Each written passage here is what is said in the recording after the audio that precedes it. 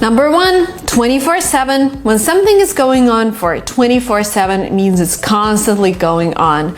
I am working 24/7 because I have to finish this project, which means that I'm working all day long. You're drunk 24/7. Butterflies in my stomach means I'm nervous, but I'm nervous in a good way. Whenever I see him, I have butterflies in my stomach because I like him so much. Butterflies in my stomach. I've got butterflies in my stomach. Draw the line.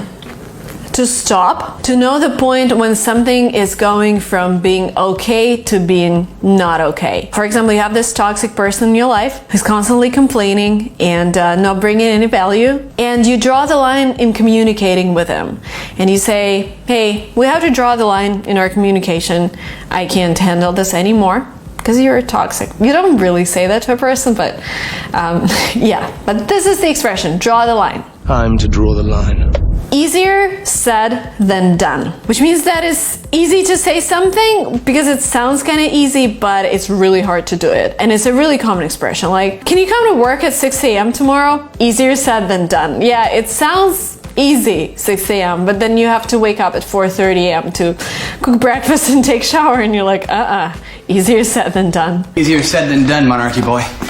Every cloud has a silver lining. This is an expression that I've learned in the UK. It means that every bad situation actually has something good to it. For example, you're fired from work, but every cloud has a silver lining, and you'll find a better job. I know.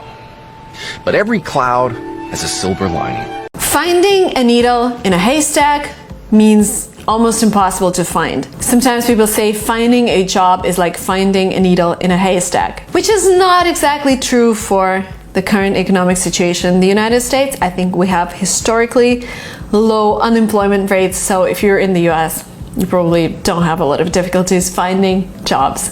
What is that? Looks like a needle in a haystack. Fish out of water. To feel out of place. For example, you're in an environment where you can't grow. You know, living in this town, I feel like fish out of water. I can't connect with people, I can't grow, I feel that I'm useless. I need to change my environment. Street smart fish out of water in a world he never made. Go down in flames, fail suddenly and spectacularly. For example, you're taking your English test and you go down in flames. You made so many mistakes, you got an F, you failed. At least we're going down in flames.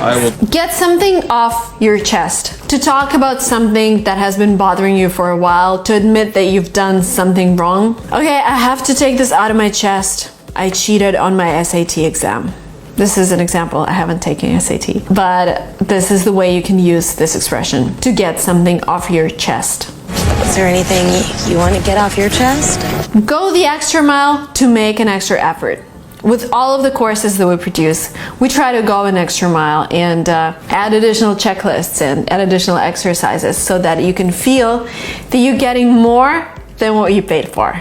This is always the goal. I'm talking about going the extra mile.